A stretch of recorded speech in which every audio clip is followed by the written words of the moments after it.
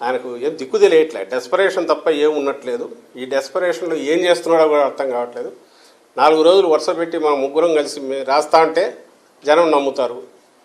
జగనే ఇది చేశాడు, జగనే ఇది చేశాడు, జగనే ఇది చేశాడంటే జనం నమ్ముతారు అనే భ్రమలో కొట్టుకుంటున్నట్టున్నాడు. అందుకే వరుస పెట్టి ఈసీకి రాశారు, సిఎస్కి రాశారు, అండ్ ఇప్పుడు ఎన్హెచ్ఆర్సీకి రాశారు. బహుశా యూఎన్ఓ కూడా రాస్తారేమో ముగ్గురు కలిసి రేపు ఎల్లుండో. ఇట్లా జగన్మోహన్ రెడ్డి గారు చేస్తున్నారు, ఆయన వల్లనే ఇదేందని రాస్తారేమో. కానీ నేను ఇంతకుముందు అన్నట్టు రాష్ట్రంలో ఉన్న ప్రజలందరికీ ఏం జరుగుతుందో తెలుసు. ఏమైనా బయటపడితే చంద్రబాబు నాయుడు డెస్పరేషనే దీంట్లో బయటపడుతుంది. ఎందుకంటే తీర్పు, ప్రజల తీర్పు క్లియర్గా కనపడుతుంది, రైటింగ్ అది వాళ్ళు క్లియర్గా ఉంది, చూస్తున్నాడు.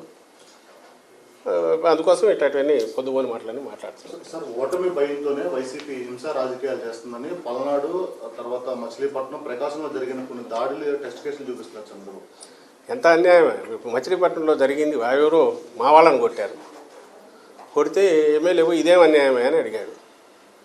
నిన్న ఒంగోలులో జరిగింది, నేను విన్నంతవరకు చూసినంతవరకు వాలంటీర్ దీనికి రాజీనామా చేసి ఎలక్షన్ క్యాంపెయిన్లో మా పార్టీ వాళ్ళతో వెళ్తుంటే నువ్వెందుకు వచ్చావు, వాళ్ళు ఎవరో అడ్డం పడినారు, టీడీపీ ఫ్యామిలీ ఎవరో వచ్చి. దాన్ని అక్కడ స్టార్ట్ చేసింది, గొడవ చేసింది వాళ్ళు. వాలంటీర్ ఎందుకు వచ్చారని అడిగే హక్కు నీకేముంది?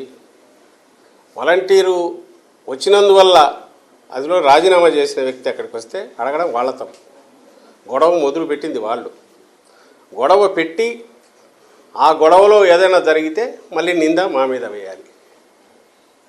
రేపు ఎన్నికల్లో తీర్పు ఏదనేది ఖచ్చితంగా ల్యాండ్ స్లైడ్ మెజారిటీతో విక్టరీ మాకు రాబోతోందని తెలిసిన తర్వాత వైఎస్ఆర్సీపీకి గంగవేరులెత్తి ఓట్ల దగ్గర నుంచి ఇలాంటి వాటి దగ్గర నుంచి ఎక్కడ పడితే అక్కడ ఇంకా ఏది కాకపోతే దాన్ని ఏమంటారు, ఆఖరకు ఏదో గొడ్డలి, అది ఈ మధ్య మానేసినాడు గొడ్డలి అనడం.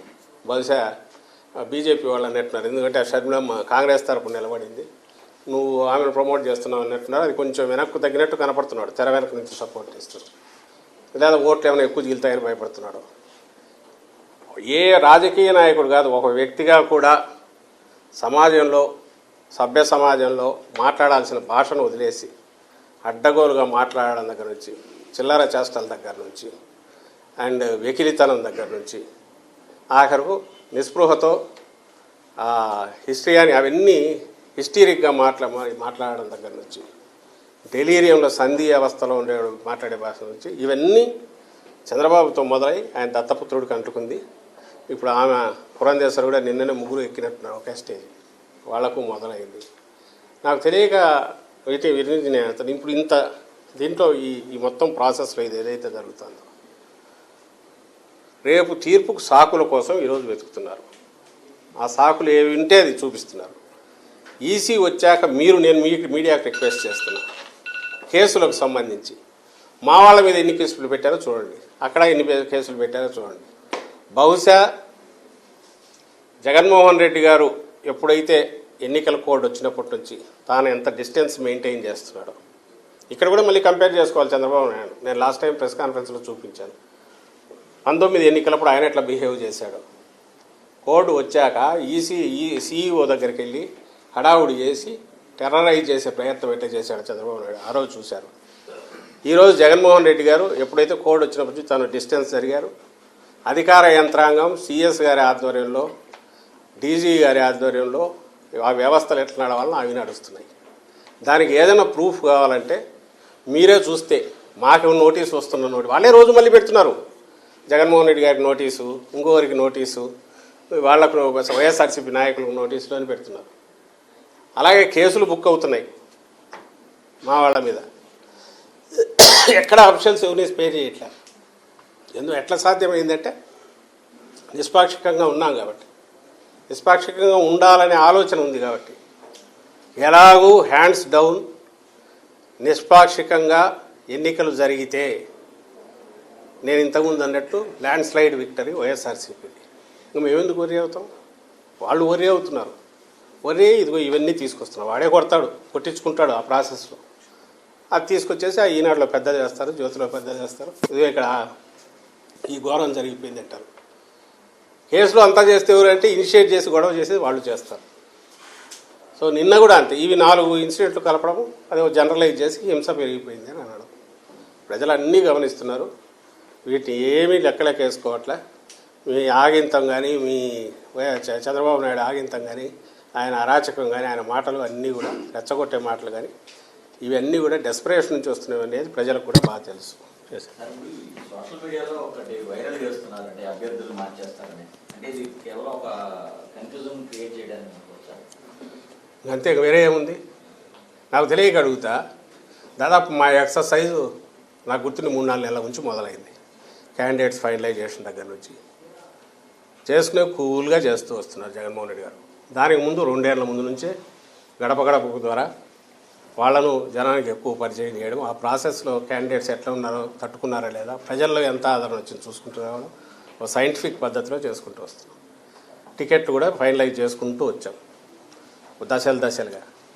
ఆ ప్రాసెస్లో చాలామందికి నచ్చజెప్పి వాళ్ళని ఇంకో రకంగా చూసుకుంటామని పార్టీ బాధ్యతలు ఇచ్చాం. అతి తక్కువ దీంతో ఇంతమంది అభ్యర్థులను మార్చి ఇంత ఒక రెస్పాన్సిబుల్గా కూల్గా ప్రజాస్వామ్యంలో ఎన్నికలకు ఎట్లా పోవాలనో అంత పకడ్బందీగా పోతున్న పార్టీ వైఎస్ఆర్ కాంగ్రెస్ పార్టీ. మా దగ్గర రోజు రోజుకు ఎందుకు మారుస్తారు? అందులో ఒక పార్టీ మా నాయకుడు నిర్ణయించుకుంటాడు. ఆయన కూడా ఏంటి, నేను ఇంతకుముందు అన్నట్టు శాస్త్రీయంగా సర్వేలు అలాగే అందరితో డిస్కస్ చేసి వాళ్ళ దీన్ని కూడా ఆ నాయకుల వాళ్ళతో కూడా మాట్లాడి ఇంతకాలం ఎక్సర్సైజ్ చేస్తూ ఫైనలైజ్ చేసిన జాబితా ఇది. ఇక్కడ ఉంటుందా గందరగోళం? ఇక్కడ అక్కడ ఉంటుంది. మొన్నటి వరకు అసలు పొత్తు ఏందో తెలియదు. చంద్రబాబు నాయుడు పవన్ కళ్యాణ్ కలవాలనుకున్నాక బీజేపీ ఎప్పుడు ఎంటర్ అయింది? పవన్ కళ్యాణ్కి ఎన్ని చెప్పాడు, ఆఖరికి ఎన్ని దించాడు? ఫస్ట్ పొత్తు ఫైనలైజేషన్ దగ్గర నుంచి, తర్వాత సీట్ల ఖరారు దగ్గర నుంచి, తర్వాత క్యాండిడేట్ల వీటి వరకు ఎన్ని గందరగోళాలు. ఈరోజు కూడా గందరగోళం అక్కడ ఉంది. దీన్ని కన్ఫ్యూజ్లో చేయడానికి, అంటే వాళ్ళ దాన్ని కవర్ చేసుకోవడానికి, ఈ పక్క కూడా ఏదో జరగబోతుందని చెప్పడానికి వీటి మీద సోషల్ మీడియాలో అడ్డగోలుగా రాయిస్తున్నారు. అవి ఎంతవరకు పోతున్నాయంటే, ఈరోజు జగన్మోహన్ రెడ్డి గారి ఆయన రోడ్ షోలు కానీ, ఆయన సభలు కానీ జరుగుతున్నాయి. దీన్ని చూశాక అక్కడి నుంచి డైవర్ట్ చేయాలంటే ఇటు పక్క వేయడం. రీజన్ ఏదంటే ఎవరో ఇక్కడ జాయిన్ అయినారు కాబట్టి వాళ్ళని చేస్తారని. ఇదే తెలుగుదేశం పార్టీని అంటే ఎత్తిపోయి దివాలా తీసే టైంలో ఆ టైంకి ఎవరు దొరికితే వాళ్ళని తీసుకుని ఏదైనా చేసుకోవడానికి. ఇది వైఎస్ఆర్ కాంగ్రెస్ పార్టీ సిస్టమేటిక్గా ఆర్డర్లో నడుస్తుంది. చేంజెస్ అనేవి చేంజెస్ కోసం ఉండవని ఫస్ట్ నుంచి చెప్తున్నాం. ప్రతిసారి మేము అనౌన్స్ చేసినప్పుడల్లా అడిగేవాళ్ళు ఇంకా ఎన్ని ఉంటాయని. అవసరం ఉంటే ఎన్ని ఉంటాయో అన్నీ ఉంటాయి. బట్ కేవలం ఏదో 4 వ్యక్తులు వచ్చినారనో, లేక దాన్ని ఏమంటారు ఈ రకంగా క్యాస్ట్లు మార్చాలనో, లేక అవతల దీని గురించి ఇచ్చేయాలనో, అప్పటికప్పుడు ఏదో తాత్కాలిక దీంట్లో జరగాల్సిన అవసరము లేదు, జరిగే పరిస్థితి కూడా లేదు. ఖచ్చితంగా టీం ఏదైతే ఉందో అది బ్రహ్మాండంగా ఉంది. దీనికి సంబంధించినంత వరకు ఇది యాజ్ ఇట్ ఈజ్ ముందుకు వెళ్తుంది. వాళ్ళు రాసినట్టు అడ్డగోలుగా ఎవరో కొంతమంది వ్యక్తులు వచ్చినారో, లేక ఇంకోటి ఏదో వీటిని దృష్టిలో పెట్టుకుని చేంజెస్ అయితే మా పార్టీలో ఉండవు.